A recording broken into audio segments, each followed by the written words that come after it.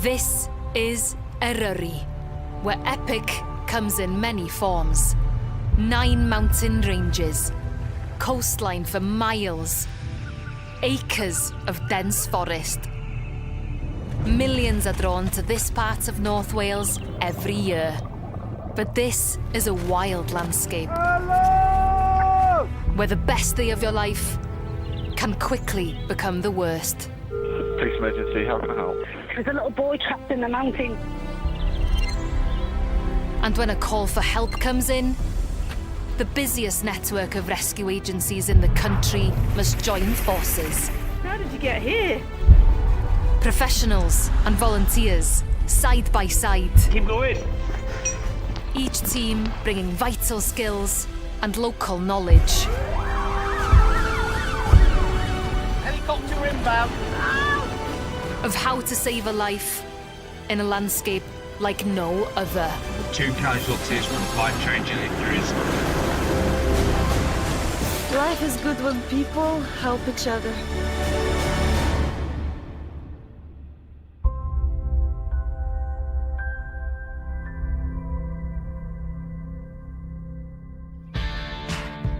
Eryri's epic views have been millions of years in the making. But today, a new generation of fans is discovering them online. Social media is a blessing and a curse. Some of us use it as a tool to find out where we'd like to go. Other people are really hungry to get those Instagram photos and the perfect peak. It draws lots of people into these beautiful places. Not always the best idea without the right knowledge and experience. Meet Connor. It was my day off work. I really hate to waste days off work, so I thought I'd make my way down to Snowdonia and climb a mountain.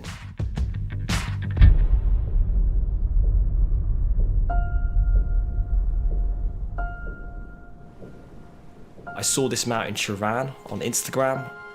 It's a very photogenic mountain. So today I thought it'd be a good idea to go and climb a mountain. So I climbed a mountain called the Trifan. And the interesting thing about this mountain is there's no essential path to the top. It's more of a scramble. Use your hands, your arms to pull yourself up to the top of the summit. Because there's an element of risk to it, that's a sense of appeal. And I thought, I can do that. The plan for the day was a solo hike. Usually I would go with my brother or some friends, but no one else was able to go with me that day, so I thought, do it myself. The route I wanted to take was the North Ridge route, because I knew it was the hardest, but I also knew it was the most photogenic. So I just put in my AirPods and cracked on with a podcast and just started making my way up. The view was spectacular. It felt like the Swiss Alps. It didn't feel like England. Or Wales. Or Wales. I took some really cool pictures at the top, a selfie I sent straight to my brother. I felt like Tom Cruise for a moment.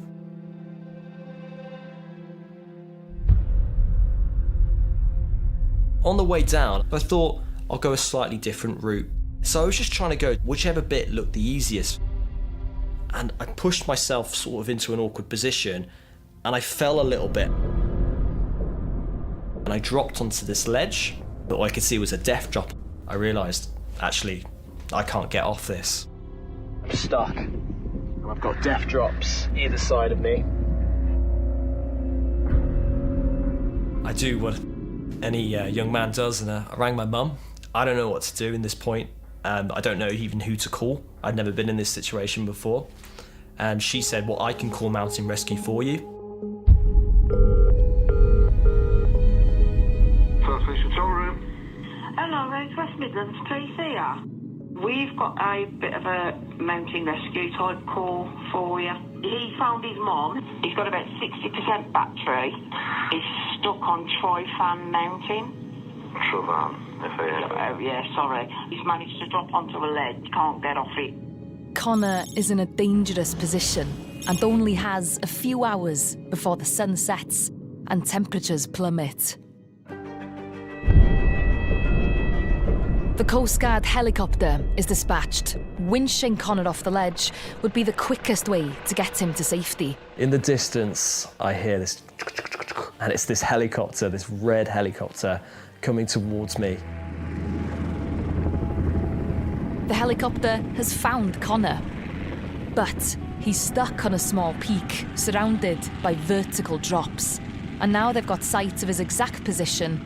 It's clear getting any closer will risk blowing him off the ledge. You don't know how much wind comes off the helicopter propellers. So as it became closer to me, the more I suddenly started to realise, my God, it could actually knock me off. Found myself hugging this rock just so that it didn't do that. It's just too dangerous to winch him out by helicopter. When I saw the helicopter start to move away, I was sort of like, what's going to happen now? It's time for a multi-agency response. The Coast Guard helicopter picks up a mountain rescue team to be dropped as close as possible to where Connor's stuck. Everyone loves a helicopter ride. Because you don't have to carry anything up the mountain. It's like the lazy ride up. I've been waiting for nearly 5 hours, and finally this helicopter returns, and it begins to descend people down. It didn't look real, it looked crazy. We were sort of put slightly off to the side and down a bit from where the casualty was.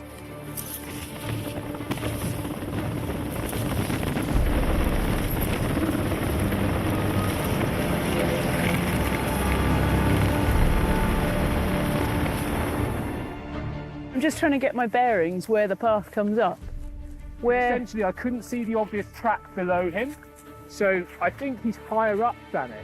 Where is the path in relation to us? The gully's down here somewhere. Okay, so it's probably that way then. We had to have a little quick think about where we were, because it can be a bit disorientating when you're just dropped onto the mountainside. So once we'd established that, we could figure out which direction to start walking in.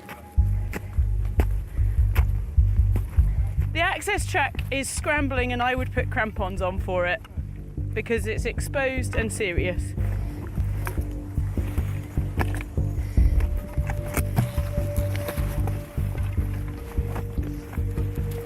It's not very nice and there's not a lot to get your crampons on. No, okay. It's just that horrible angle. The conditions mean it's slow going, but thanks to the helicopter, within just half an hour, the team have found Connor.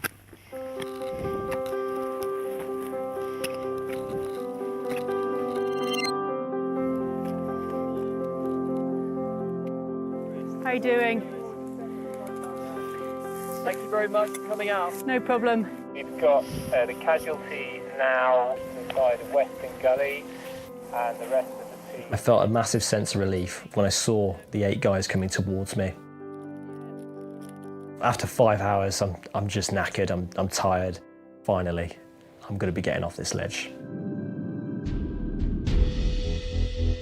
Just going to have a little look round this corner. How about we go this side?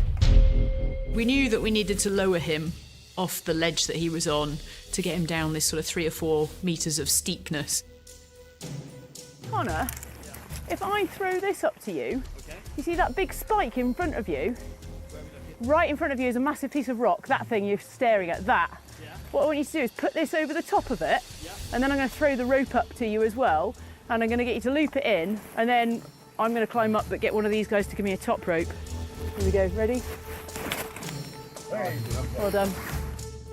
And I wouldn't normally suggest throwing a sling up to the casualty for my safety, but on this occasion, we between us as a team could watch him and kind of talk him through it. Okay, so don't clip the end in, clip a piece like this. So this bit, clip it through, that's it. Yeah, and send the knot back to me, that's it. Brilliant, you remember the team now? I was greeted by a very friendly face, Mo, a very lovely young lady, and she climbed herself up to me. It was a big sense of relief. You did get yourself in a bit of a pickle here, eh? How did you get here? I was making my way down, and I was like, I don't have a clue in the path. Did you come down here? Yeah, that's where I came down. Fair play. So when I tried to climb back up, but a piece of rock broke off, and I almost fell down here. Well, I'm glad you didn't. Yeah. You did the right thing making the call, mate, by the way. And then she began helping me with a harness. The snugger the better, eh? Yeah. What we'll do is we're going to lower you down to this little ledge. Yep. And then these lovely chaps coming along here, we'll head over to them. Okay, yep. Right, Tim, if you take in the rope, you're going to feel this go tight in a minute. Okay. Happy? Okay. As you go over this bit, just sort of support yourself as best you can. Yeah. And it might be that as you do it, you sort of turn this way, because that's where you'll end up. He seemed relatively okay. He was incredibly grateful for our arrival, incredibly grateful to be lowered down the little step and to walk off with us. Jamie, he hasn't got micro spikes on yet. I'm going to clip onto this line to get myself down in a minute as well. The moment I got off the rock, we spoke of the serious nature of the incident. First thing I said was how embarrassed I was for getting myself stuck. And I remember Mo saying, do you know what, we're so glad you called. It said someone had died previously near to where I got stuck.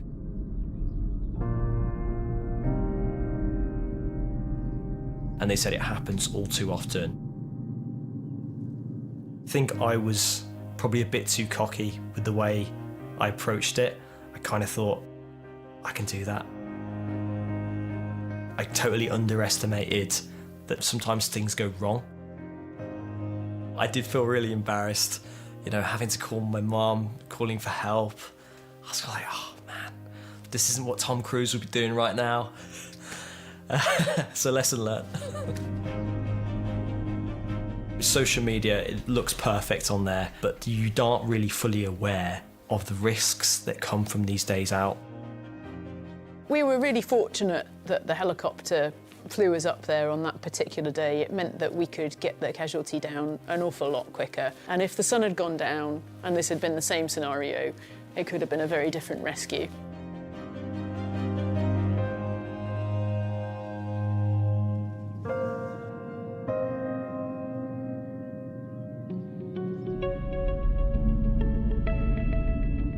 Multi-agency rescues like this rely on fast, clear, effective communication. But in some conditions, even getting basic messages between team members can be a challenge.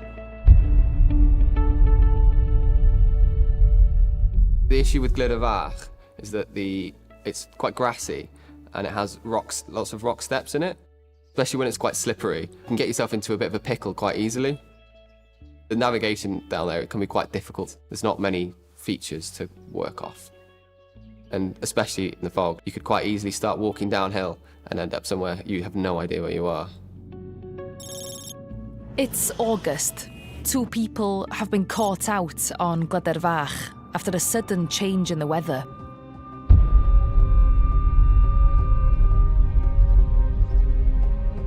It was a relatively nice morning, and it's now misty, raining and horrid, and they can't see their way down.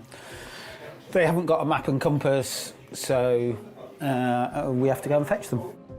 Not very easy ground actually there, to be honest with you. We were told that there was 2 people and they were lost somewhere in the Gliddervaart area, which is usually what we get, usually quite vague. One of the team's youngest recruits, Finn, heads out with the rescue group, while his dad Kim mans the radio from base. I think my earliest memory of being out in the mountains would be my dad teaching me how to lead climb on there. Just checking your location. Estimated time to the casualty, over? Hoggy Base from 223, about 45 minutes to an hour. All copied. Give me a shout when you get to the top of the gribbing and I'll get the casualties to stand up and start whistling, over.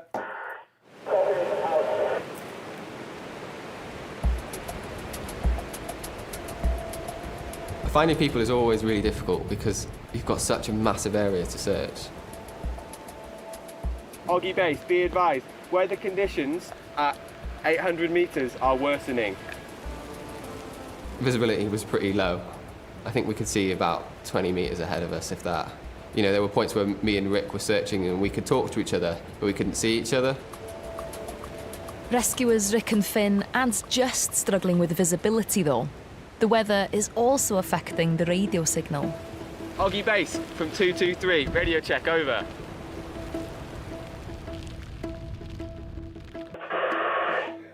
Message unreadable, over. Right, we'll get moving. We know where they roughly are there, don't we?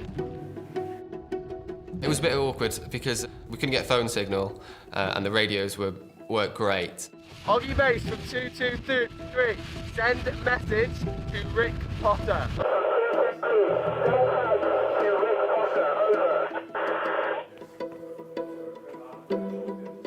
Can you confirm that Rick is injured, over?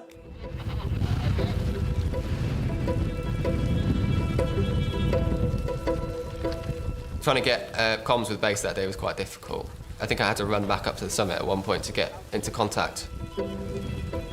Oggy Base from 223. Confirm message Rick Potter, over.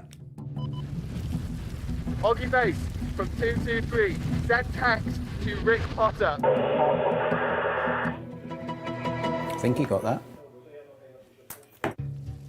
The rescue team are close to the casualties' rough GPS location, but the thick fog means they still can't see them. It's Kim again from the rescue team.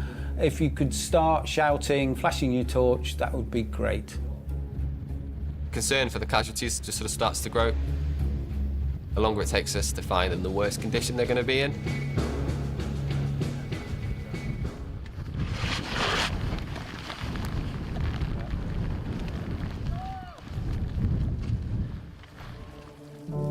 And then we heard a response. Here we are, we'll be right with you.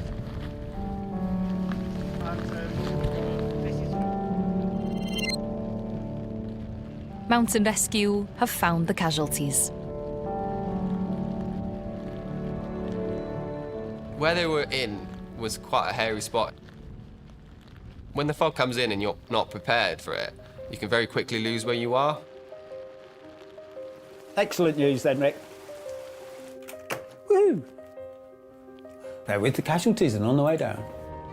They'd gone for quite a long walk and they clearly hadn't checked the forecast. Didn't have a paper map and they didn't have a compass. Don't think they had waterproofs with them either. All the things you need for a full day in the mountains. You can't over-prepare for that sort of thing.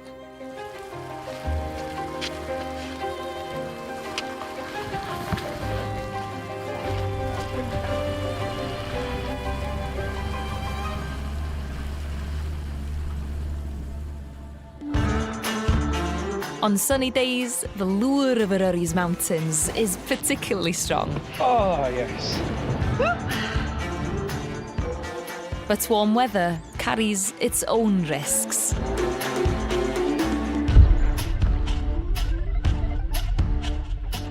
At nearly 3,000 feet, Cadair Idris is the highest mountain in southern Eryri.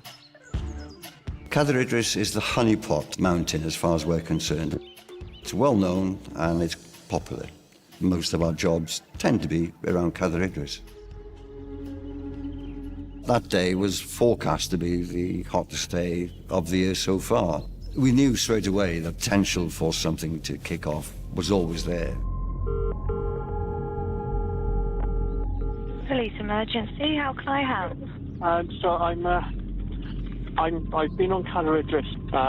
I've literally just run out of steam. I think I've got heat stroke. I don't think I can walk off the rest of the way. I'm on my own at the moment. Unfortunately, there's no shade anywhere. Okay. Next person that you hear from would be Mountain Rescue.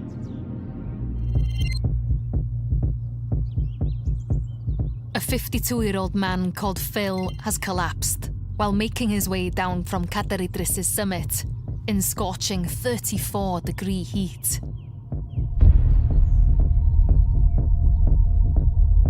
Do you know if he's walking? The first 2 team members set off to reach the casualty as quickly as possible. Just behind them, the rest of the team prepares to deploy. 1001, okay, we're bringing up a lot of water behind you. We've got a party now with backup kit, stretcher, etc., just about to depart. If untreated, heatstroke can be deadly, so the team must get to Phil as quickly as possible. From heat exhaustion to heat stroke, it can happen like that. Temperature within the body goes up and up and up. It can kill you. We'll start moving the kit up the hill, but Steady. yeah, Okay. we don't want to get heat exhaustion ourselves.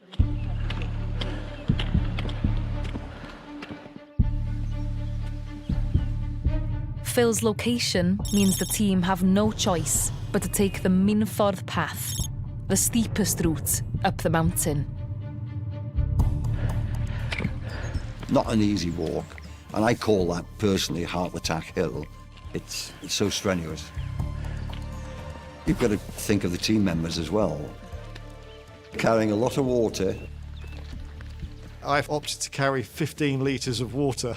It was heavy. 10, Mobile 1, go ahead over. We're with the casualty, still feels nauseous. We've doused him in water, making a bit of a shelter for him to keep him out of the shade. The first 2 responders have reached the casualty and update Dave by radio. We're using a lot of water on him. There's 4 1-gallon containers of water coming up with that backup party and the stretcher. But as the second team gets partway up, they strike on an idea. I think we could revive him here. There's a slate bridge in the stream there, and that's a great place to cool him off. There's a bit of shade there as well. The plan could save them risking their own safety by stretchering him for 2 hours down the mountain on such a hot day. We've got quite a bit of water, so we might, but it's whether we can cool him down enough to get him to here, isn't it? I think.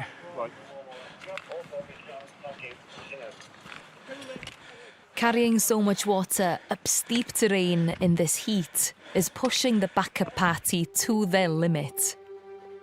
Luckily, more help is on the way. This was my first call out for the Abu Dhabi team. I had got there just behind the main party. They were 20 minutes ahead of me. I managed to catch up with Phil, who was a trooper and was carrying 15 litres of water. Have you got much on you? No, they've told me not to take anything. Yeah, I can take some stuff. He offloaded some of the water onto me so that I could take it a bit more quickly. There you go. That'll make a mess. I regularly run up that mountain, so I knew how fast I could go and how to manage myself if I got too hot.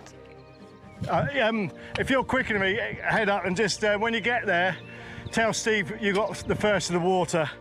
It was a hot old day, so you just have to really watch out for my own welfare as well. Oh, to be young and fit.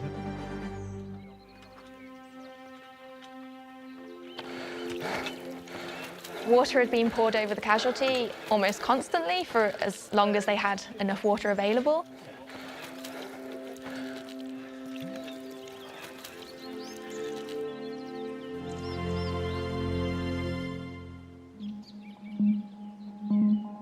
To function properly, the human body must maintain a temperature of 37 degrees centigrade. At 40 degrees, heat stroke occurs. Phil's temperature is just below that threshold, but he's still suffering from severe heat exhaustion. His pulse rate is 87. Respiratory rate 20. The treatment for heat exhaustion. The first thing is to stop exertion, which we've done, but if we walk off, we'll be restarting exertion and he could get worse. I set off a lot later than I planned to that morning, towards the hotter part of the day.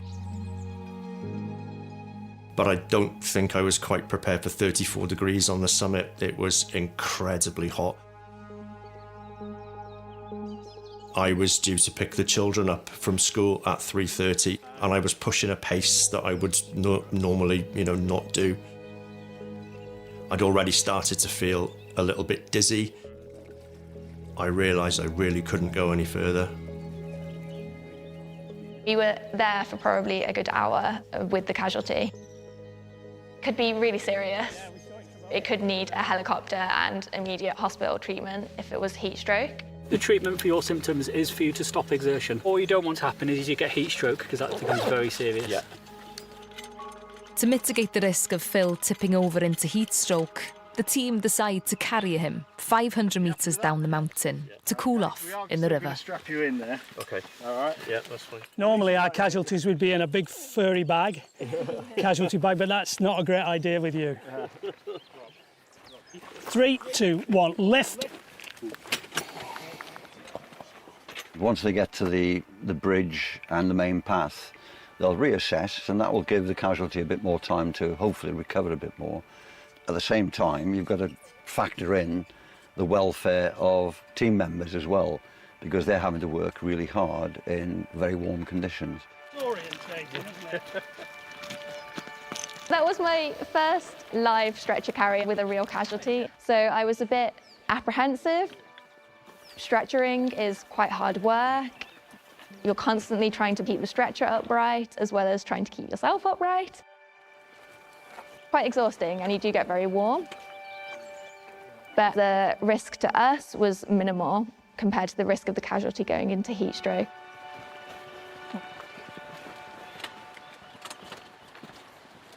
Get yourself up anyway. And then, Free now there. Okay. Hold on. Just swing your legs round. He's alert, and he's now cooling in the river, and he looks a lot better. Over.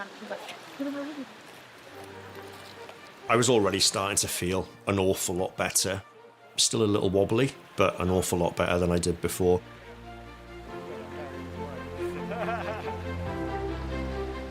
With Phil's temperature finally stable, he's able to begin walking himself down Cadair Idris's lower slopes. I think one of the biggest mistakes I made that day was to overestimate my level of hill fitness. I tried to cram too much into too short of a window. To go out in the heat again, I would be very, very cautious.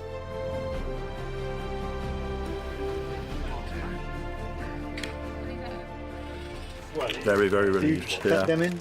Thank you. Wasn't sure I was going to get off without any help.